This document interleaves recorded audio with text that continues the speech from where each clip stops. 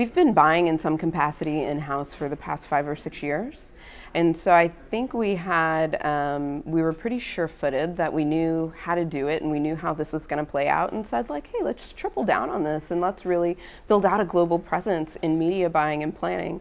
And when we did that, some of the issues that came up were career pathing or sourcing, or realizing that now we are competing with Google and with Facebook for talent. And talent in media buying and planning is still really regionalized, not only in the States, but also abroad. And that influenced which hubs we were going to hire out of. So there were a lot of those types of considerations. And I think it was also, how do we bring, we say like we brought a new organ into the body, right? So how do we not have tissue rejection? And how do we onboard all of these people to what makes EA special and give them a really good experience, and just make sure that we're growing people within our company as opposed to like just hiring, random onesie twosies. What's your advice about how to create an in-house media buying and planning operation, or not altogether, or look at agencies, or yeah. And of course it's not one size fits all, yeah. But what are some of your thoughts? I think my advice is really don't be afraid to baby step it. The way that we talk about in-housing, it seems like a conflict, right? Like it's us versus an agency. And I would say like, don't be afraid to dip your toe into the water and to start out like just getting logins to agency platforms and having more in-depth conversations with them about what they're doing, and really starting to educate yourself before you feel pressured to like go out and build a full-on presence.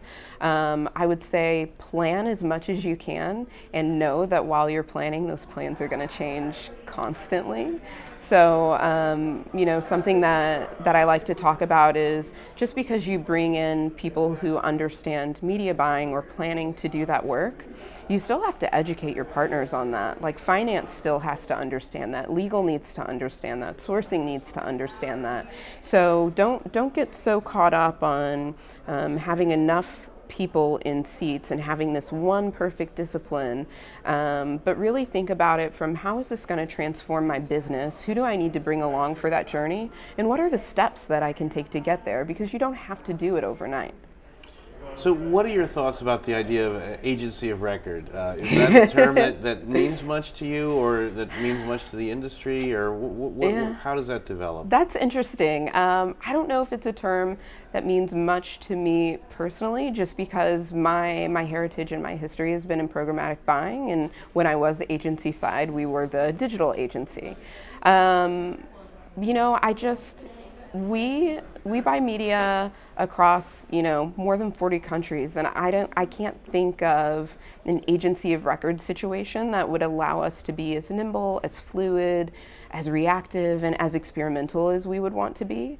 I think there are definitely certain businesses that makes sense for, but for me personally, I don't think I really resonate with agency of record.